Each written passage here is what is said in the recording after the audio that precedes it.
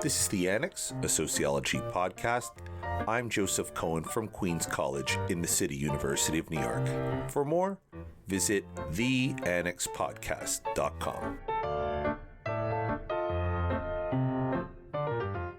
I want to talk about something I read on the ginormously famous econ blog, Marginal Revolution, where Alex Tabarrok, a econ professor at GMU, posted about this famous question of Soviet growth in American textbooks. So famously, through like umpteen million editions of his very influential econ textbook, Paul Samuelson had this graph showing that because Soviet GDP was at the time they called it GNP, Soviet GNP was at a lower level than US GNP, but was growing at a higher level, or at least they had more investment in basically capital investment. Mathematically, there had to be a point sometime around the early 90s where Soviet GNP would outpace American GNP. I don't know if this is what Khrushchev had in mind, like if he was specifically thinking of Samuelson when he said, "We will bury you." Did not refer to military conquest. It actually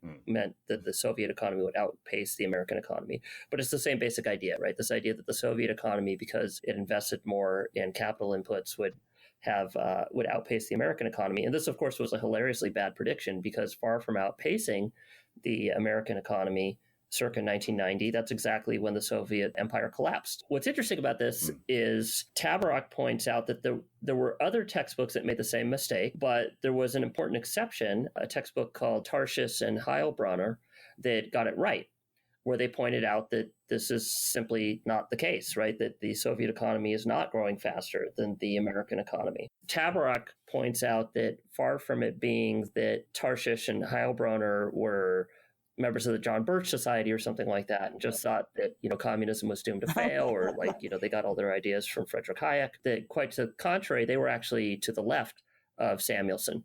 So the reason that they had a more dismal and more accurate estimate of Soviet economic growth than Samuelson wasn't because they were less sympathetic to the Soviet empire. It was because of a different methodology, that they were basically more qualitative. That Samuelson very famously, he's the reason that econ articles all have calculus. He was the guy who figured that econ should be calculus, so then if you have time at the end, you'll actually have some data.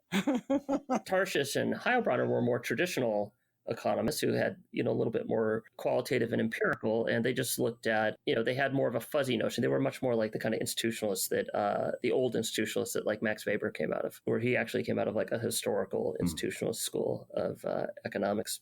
So one question that I had, because I didn't read the article, because this kind of reminds me of debates on school funding and whether or not school money matters, right? Of course, money matters. If money didn't matter, if investing in schools didn't matter, then you wouldn't have all of these people with money, or even some people without money taking out loans to put their kids in private school, where spending per pupil is so much higher than spending per pupil in public schools. It's not whether money matters, it's how money matters, right? So is it that just the mere fact that the Soviets were investing more didn't matter because they weren't investing wisely? Actually, a good fit with the education example. The big assumption that Samuelson was relying on was that you're allocating your capital investments well. So if you believe the theory, and you invest capital inputs, it implies a certain level of economic growth. But the problem is that precisely because of the socialist calculation problem, the Soviet Union was not investing their capital inputs wisely. They were, devoted quite a bit to capital inputs, but they were spending it on crap because they had central planning. And, central planning has the information problem where it's very hard to figure out what you should be investing in. And so they weren't on the margin or whatever, the frontier, whatever it's called, of TFP.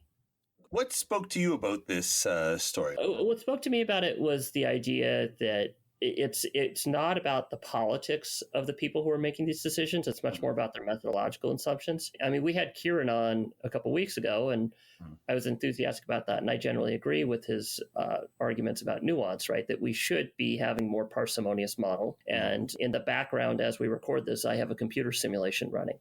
So if the sound quality goes down, it's because all my computing cycles are being taken up by that. So, Right. I'm obviously sympathetic to you start with a somewhat unrealistic but very parsimonious model and you see what emerges from it. But, and I think Kieran would agree with this, you could take it too far. And you can have a very parsimonious model with very strong assumptions, and it ends up coming up with ridiculous conclusions like the Soviet Union will outpace the American economy within 30 years from the time you're making the prediction.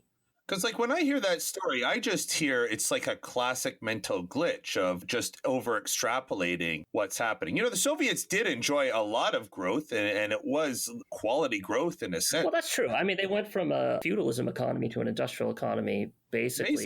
From World War I to World War II. And the path that they went through is, it's a pretty well-known path where you can raise living standards through raw industrialization up to some point.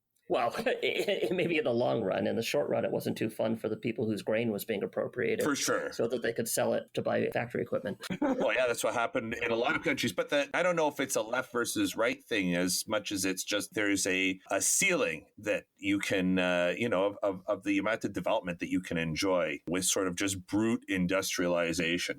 Well, it's certainly easier to do catch-up growth through that sort of thing, right? But once you get closer to kind of the technological frontier that other countries are on, it's much harder to do that sort of thing with central planning. But I don't know. I mean, aside from the issue of like Soviet calculation versus the knowledge problem versus all that, I just think there's this interesting thing of like parsimony is great. And I think sociology undervalues parsimony, but I think econ, especially in the high Samuelson era, overvalued it. This issue of over forecasting Soviet growth illustrates what can go wrong when you just pay attention to the assumptions of very simple models and you don't pay attention to the basic, facts that are apparent to the senses that, the Soviet Union had a terrible economy with a lot of malinvestment of capital. Although those are old theories, like I wouldn't, the economists who I know and interact with, the empirical ones, I mean, I don't want to say nuanced now because that seems like an epithet in our circles, but like they're quite nuanced about, the labor economists or the development economists I know, they wouldn't make those mistakes. Well, this is macro. Yeah. Labor is much more empirical of a field and much closer to sociology. But macro has always had this problem in part because there's a shortage of data, right? We only have one world. And we only have a few dozen well-documented countries.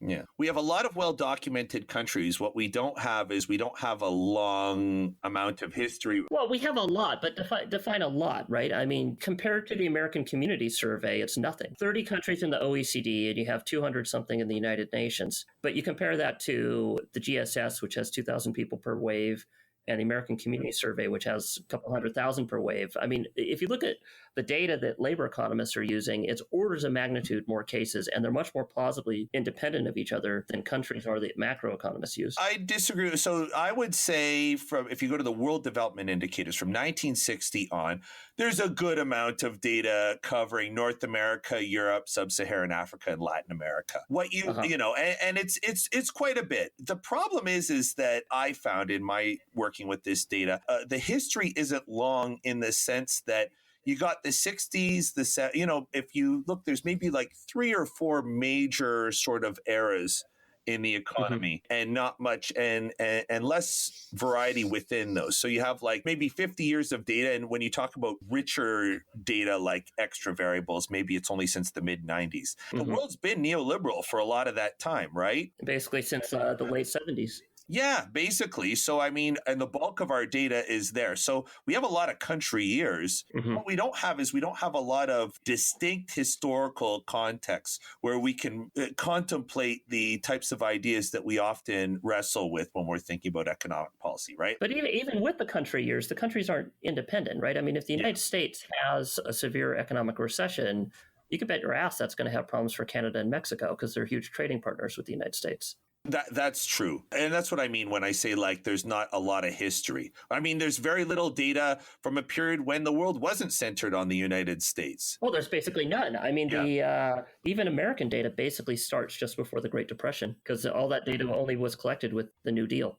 There's very few rich data sets that go before World War II. There are some, but there's limits on what you can discern from them. Yeah, we need a few more centuries, I guess, of information, I think. Well, and ideally we wouldn't just have a few more centuries, but we'd also have data on the Martian economy and, data on the economy of Alpha Centauri, so that, we had data where you don't have this issue that the cases are all highly correlated with each other, because a lot of economic trends are global, especially when commodities are traded globally, capital flows globally, all those sorts of things. You've been listening to The Annex, a sociology podcast. For more information, visit theannexpodcast.com. Music is by Lena Orsa. Our production team included Anika Chowdhury and Liseth Moreno. On behalf of the Annex team, I'm Joe Cohen. Thanks for listening.